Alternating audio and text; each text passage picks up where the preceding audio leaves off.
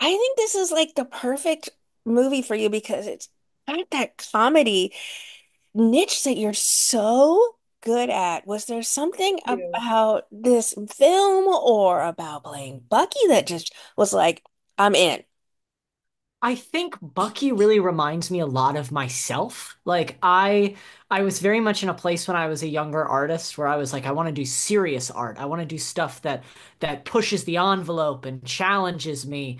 And I don't want to do any of that goofy stuff. And then I started like doing stuff with my friends and doing stuff just like comedies that I got cast in, stuff like Marvelous Mrs. Maisel and Unbreakable Kimmy Schmidt, and I just kind of started falling in love again with the craft and with just like having fun making movies. And so to be able to play a character that really takes that journey, that does the like I'm a serious artist to like no, it's like about the love of filmmaking was just so perfect for me that it felt like a perfect marriage. It was like my career being told on screen. Bucky is also the director and also the name of this character. Is that who it's based on? His sort of his optimistic and intensity and must. I think I think the spirit of Bucky speaks through the film, certainly. I think to have the whole thing directed by him and to be represented in that way, I think is just like the perfect explanation for everything that we do. It's that like that mirroring of art and reality where like is it a real person? Is it a character? Are we making it all up? Who knows? I think that's kind of like the joy and the delight of the whole thing. I mean, Bucky's not really upset his father is a zombie. That's what I'm surprised. At the That was what I. moment, there's a second, but then it's like, well, if you're gonna do This is something, you this is might the as well movie. do Perfect it. for the movie. That's more Exactly. important. Was there a possible moment in the script previously that he does pause about his father being a zombie, or was he always just like, no, this is even better for the movie? I think, honestly, in earlier versions of the script, he was even kind of less concerned with the things that happened, which, in working with Cooper, who also worked kind of within that spirit of Bucky, we really talked about just kind of the need for him to at least take like a second to be like, hey, I'm kind of sad that my dad is dead. But yeah, there were moments in earlier drafts where it just kind of flew, and then Bucky kind of becomes like a psychopath. And he already kind of walks that line, so it was nice to get some of that back. But I think just in horror comedy, it's hard to slow down that much and to have those heartfelt moments. But it was Sure. important for us to like at least give like half a second of like, oh man, my dad's dead. Well, use him in the movie. And I love the friendship between Vish and Bucky as well. What was the discussion about their friendship history? I mean, a lot of it was just me and Neil's relationship. Is just that like we met and we really clicked very quickly. And the two of us kind of came from similar ideas of like these guys have been kind of the loser outsiders for a long time. They're both really different. Vish is mute. Bucky is kind of this like weird grieving kid who's going through a lot. And so kind of the struggle that they've both been through has bonded them really strong. And I found those are like the best, most important friendships are those things where it's like the whole world has kind of looked at us and said that we're weirdos and that we're freaks and that this is silly. And so, like, let's just have each other's backs and love each other and like really ride or die together. Okay, so you're keeping your dad hostage. Well, Yeah. I guess he is your dad and zombie dad. Was there a differentiation between those moments when you're referring to him for the script, or is he just sort of always just your dad at that moment still?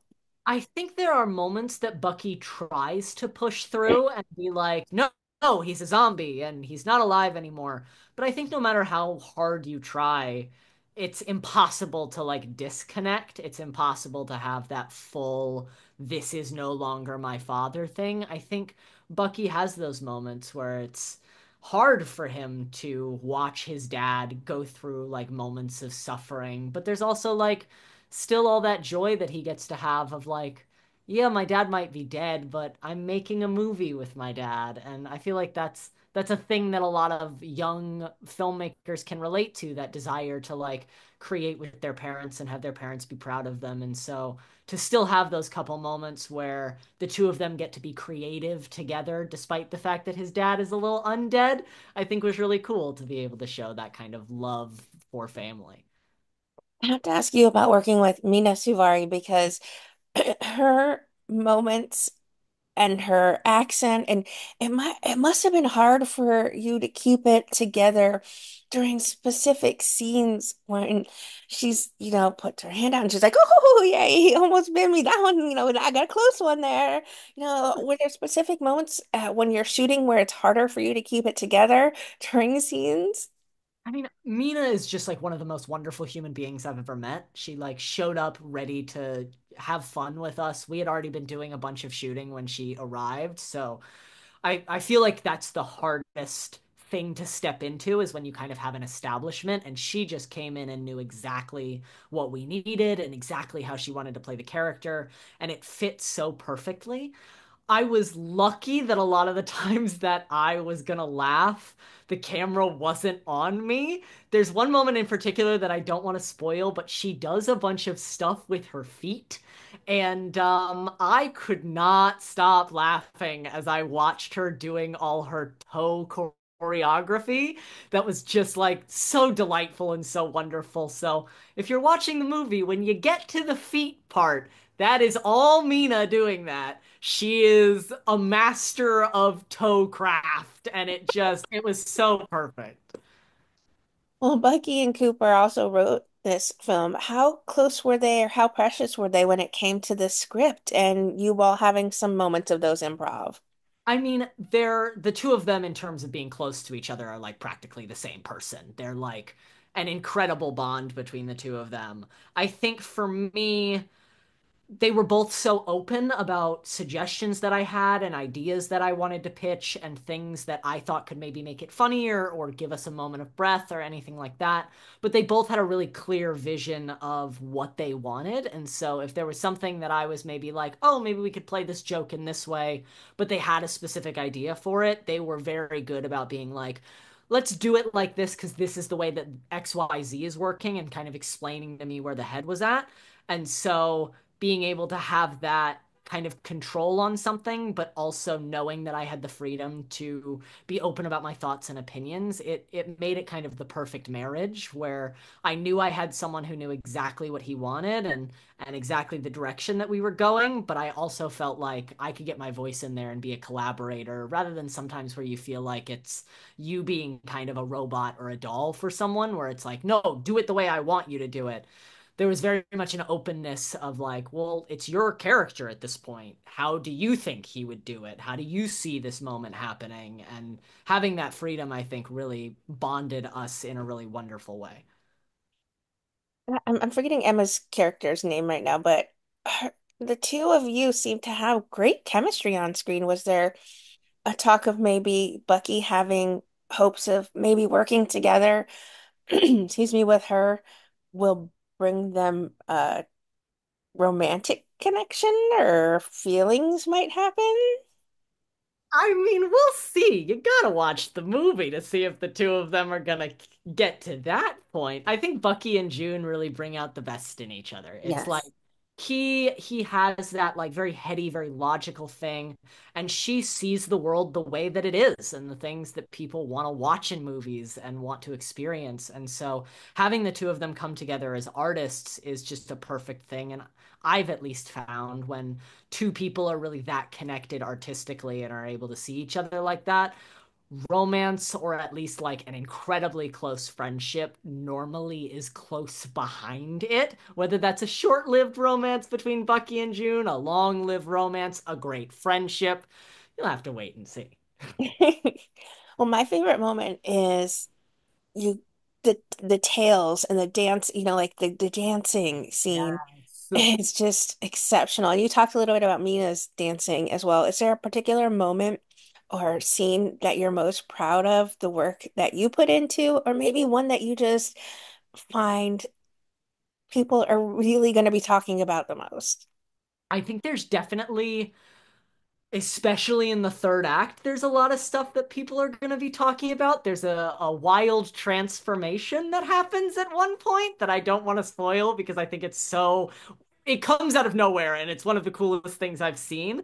I think the thing that I'm most proud of is there's a moment that we were talking through this stunt where I was dropping out of a window because, of course, it's a zombie movie. You've got to do stunts. And I'm afraid of heights. But I have this thing whenever I'm given an opportunity that I like to like face fear head on. And so Cooper and our stunt coordinator Drew were both like, we really don't think that we actually need to do this shot. We like don't actually need to see you fall out of the window. And I was like, no, this is something I'm afraid of. I want to do it. I want to take it on. And I think the fact that I did it makes it look so much more fun than had we just like faked it in a weird way. And so that was just like my favorite thing is being able to conquer my own fears. There's also a really fun moment between me and Mina where we're doing just some really fun like choreography with food that was just like such a fun scene to shoot together where it's just like the two of us being goofy and silly and it was just a delight.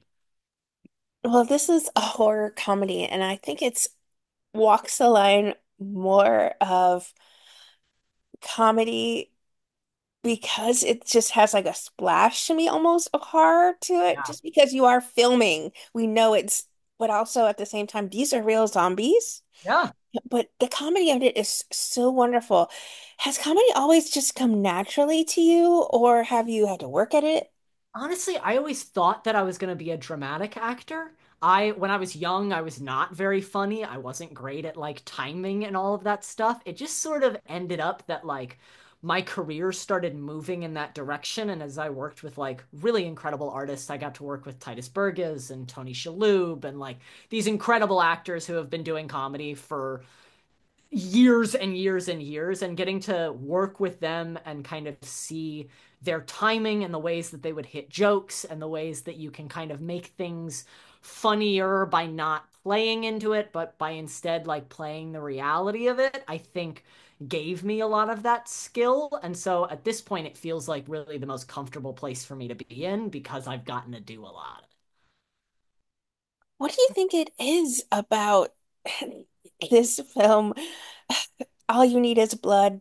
That's gonna make it a time-honored maybe Halloween watch. It's a necessary Halloween watch, but also maybe you could watch it any time of year because the comedy is just timeless.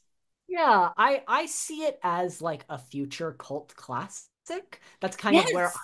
hope that it goes. Just because like I feel like for all the comedy and all the fun and the scary, at its heart, it's really like a coming of age story about this guy who's like learning how to process what's happening in his life and learning how to grow up.